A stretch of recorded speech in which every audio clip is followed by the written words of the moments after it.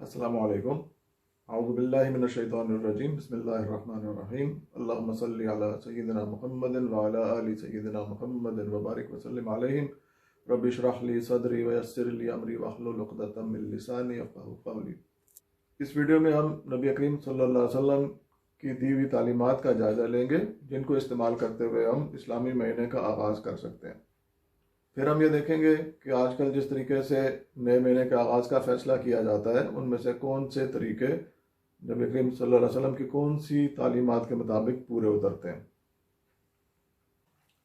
سب سے پہلے اس بات کی اہمیت کو ہم دہراتے ہیں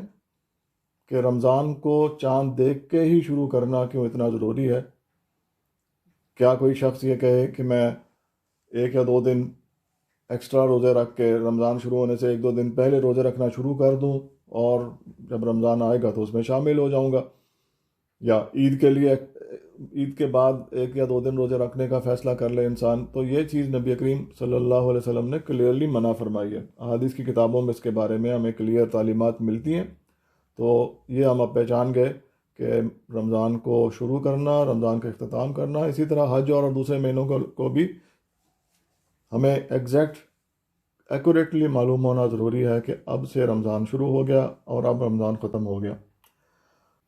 نیا مہینہ شروع کرنے کا جو پہلا اصول ہے وہ ہم جانتے ہیں کہ چاند نظر آنے پہ ہم نیا مہینہ شروع کرتے ہیں۔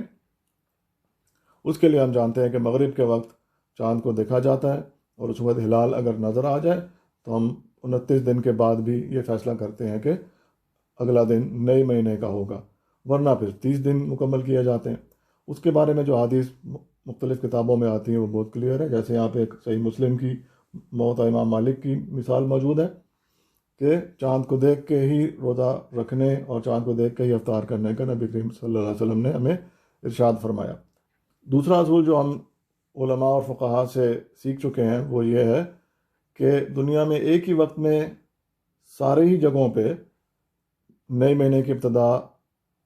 نہیں ہوتی۔ موجود ہے کہ دنیا میں ایک جگہ پہ ایک وقت میں مہینہ شروع ہو اور دوسری جگہ پہ دوسرے وقت میں مہینہ شروع ہو۔ اس کے لیے حضرت عبداللہ بن عباس کی ایک حدیث کوٹ کی جاتی جس کے مطابق یہ ٹاپک یہ لیا جاتا ہے، جس کو باب بھی کہا جاتا ہے عربی میں، کہ مختلف علاقوں میں مختلف وقت پہ یا مختلف دنوں میں نیا مہینہ شروع ہو سکتا ہے۔ نیا مہینہ شروع کرنے کے لیے جو تیسرا اصول ہے وہ یہ ہے کہ اگر ہمارے علاقے میں چاند نہیں نظر آیا لیکن کسی اور علاقے میں چاند نظر آیا اور وہاں سے کچھ مسلمان گواہ آ کے اس بات کی اطلاع دیں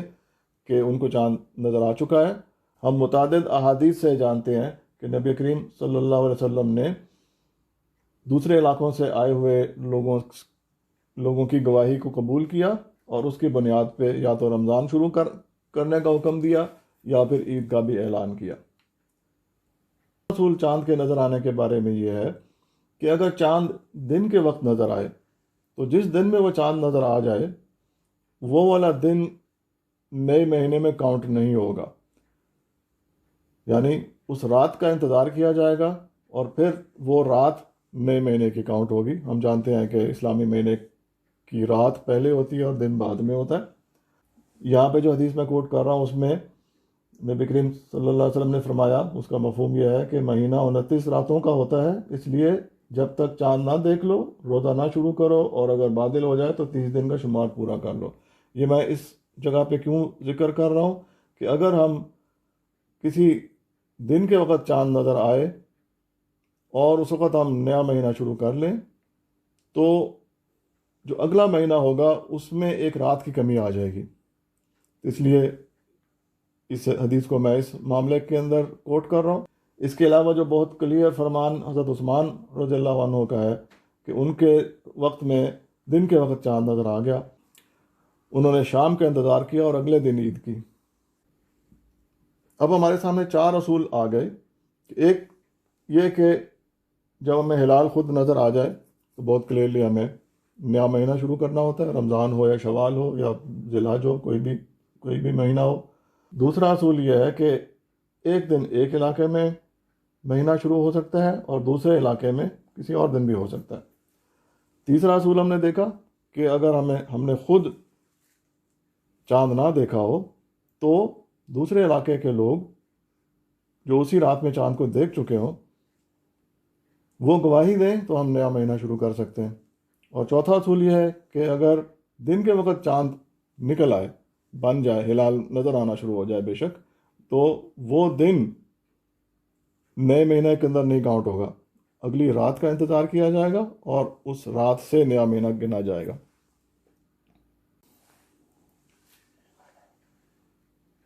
अब एक तरीका जिसकी बुनियाद पे कैलेंडर बनाए जाते रहे हैं कुछ अरसे तक, कि वो जो न्यू मून होता है, जो काले रंग का चांद होता है जो नज़र नहीं आता, उसकी पैदाइश पे, उसकी बर्थ पे कैलेंडर्स में नया महीना शुरू करा दिया जाता था। इस तरीके को हम इन 4 असूलों के तहत देखें तो हम देखते हैं कि ये किसी भी असूल के मुताबिक पूरा नहीं उतरता, क्योंकि वो हिलाल होता ही नहीं है और वो किसी भी असूल के तहत नए इस्लामी महीने का आगाज़ का वक्त नहीं होता। एक और तरीका जिसके तहत नया महीना शुरू किया जाता है वो ये है कि हमारे इलाके में, हमारे मुल्क में अगर चांद नज़र आया तो हम अपने इलाके में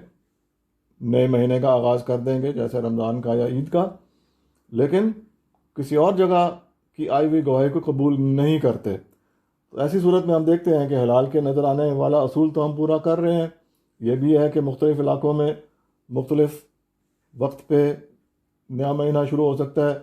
ये भी असूल पे पूरे उतर रहे हैं। लेकिन जब हमारे पास किसी की गवाही आती है कि हमारे साथ के मुल्क में या थोड़े से साउथ में मुल्क में या किसी शुमाल के मुल्क में चांद नज़र आ गया, उस गवाही को हम कबूल नहीं करते, तो इसलिए हम नबी करीम सल्लल्लाहु अलैहि वसल्लम के इस बताए हुए असूल के मुताबिक नहीं कर रहे होते। और ये वाला मामला खैर इसमें सवाल में नहीं आता कि वो चांद दिन के वक्त नज़र आए, क्योंकि हम चांद यूजुअली शाम के वक्त ही देखते हैं। आजकल एक और तरीका बहुत आम हो चुका है कि दुनिया में कहीं भी हलाल नज़र आ जाए तो सारी दुनिया में नए महीने का आगाज़ शुरू कर देते हैं या उसका ऐलान कर देते हैं।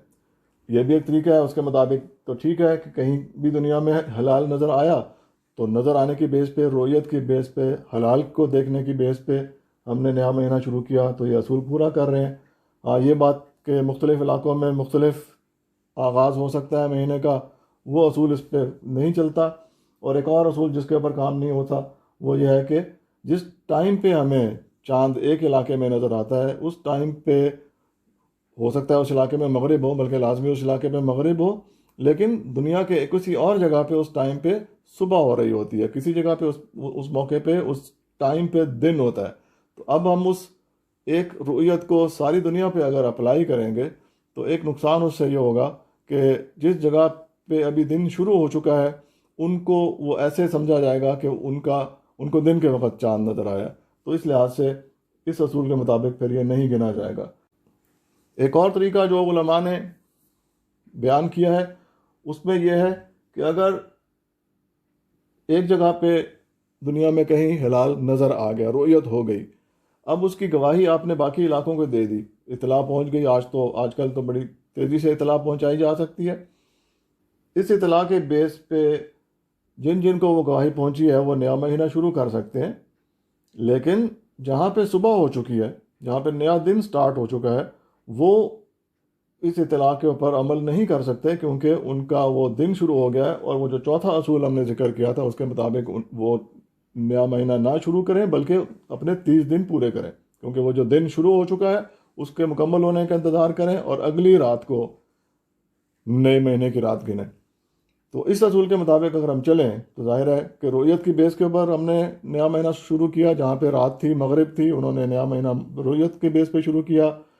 ये असूल भी पूरा हो जाता है। और ये असूल भी हम फॉलो कर रहे हैं कि हाँ, मुख्तलिफ़ इलाकों में मुख्तलिफ हो सकता है, क्योंकि जिन जगहों पे दिन स्टार्ट हो चुका होगा, सुबह हो चुकी होगी या दिन चढ़ चुका होगा, वो अपना वो वाला शुरू हो चुका हुआ दिन पूरा करेंगे, तो वो इस असूल पे भी पूरे उतर जाएंगे। और जाहिर है जिन इलाकों में रात थी, अभी अभी फ़र्ज़ किया 1 घंटा रात का गुजर चुका है, 2 घंटे गुजर चुके हैं, अभी अच्छी तरह रात मौजूद है,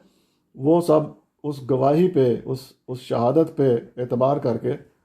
नया महीना स्टार्ट कर लेंगे। तो इस तरह हम चारों के चारों असूलों के ऊपर अमल कर रहे होंगे। تو خلاصہ یہ ہے کہ ہم 2-3 طریقے سے نئے مہینے کا آغاز کر سکتے ہیں. ان میں سے کچھ طریقے ایسے ہیں جس میں ہم احادیث پہ عمل کرتے ہیں، نبی کریم صلی اللہ علیہ وسلم کی تعلیمات پہ عمل کرتے ہیں، لیکن کچھ تعلیمات پہ عمل مکمل طور پہ ہوتا ہے، کچھ تعلیمات پہ عمل مکمل طور پہ نہیں ہوتا. علماء نے کچھ ایک طریقہ ایسا بھی بتایا جس میں ہم اگر اس پہ عمل کریں کہ جہاں جہاں پہ رؤیت ہو جائے وہ اپنے علاقے کی شہادت دوسرے علاقوں تک پہنچا دیں. جن جن علاقوں پہ ابھی رات موجود ہے وہ علاقے اس شہادت کو قبول کر لیں، نیا مہینہ سٹارٹ سمجھیں. لیکن جن جگہ پہ دن شروع ہو چکا ہے وہ اگلے دن یعنی اگلی رات کو نئے مہینے میں شامل کریں. تو اس طرح ہم نے ایک جائزہ لیا کہ مختلف طریقوں سے جو نئے مہینے کا آغاز کیا جاتا ہے تو اس میں سے کتنے پرسنٹ کتنا حصہ ہم نبی کریم صلی اللہ علیہ وسلم کی تعلیمات کے مطابق کرتے ہیں اور کون سا عمل کون سا طریقہ ہمارے ہاتھ سے رہ جاتا ہے. اللہ تعالیٰ ہمیں نیکی پہ عمل کرنے کی اور صحیح فیصلے کرنے کی توفیق عطا فرمائے. وآخر دعوانا الحمد للہ رب العالمین والصلاة والسلام علی رسولہ الکریم.